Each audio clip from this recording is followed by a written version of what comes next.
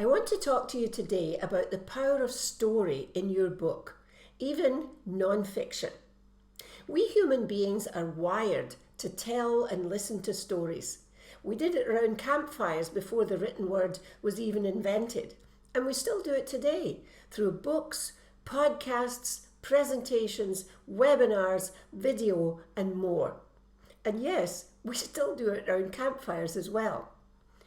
But you may be wondering whether the book that you're planning to write, if it's, for example, a business book or a thought leadership book, whether it lends itself to the use of stories. The answer to that is a resounding yes. You can use stories to illustrate a point. You can use stories to explain how to use the knowledge that you're imparting in your book, or even just to lighten up heavy material. Stories can be true, but they don't have to be. They can be made up stories, as long as you're not saying they're true. But you can actually make up stories to make a point. I'm currently ghostwriting a self-help type book, and there's a fictional story, narrative story, that is running wound in and out of the entire book so that it can illustrate points through examples as they come up. It's a very effective way of getting points across, especially if they're technical or a little difficult.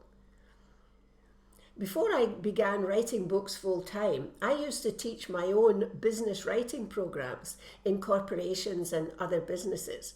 And often people said to me that they had expected to be bored, but they weren't. My favorite feedback of all time. And why was that? Because I told stories. I told stories that clarified points. I told stories that helped them understand. And most of all, I told stories that made them laugh. And you can do the same in your book.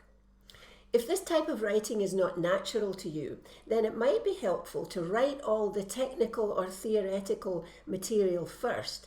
And then when that's done, sit down with a friend and go through the book together and have that friend tell you which parts perhaps were not very clear or that they didn't understand.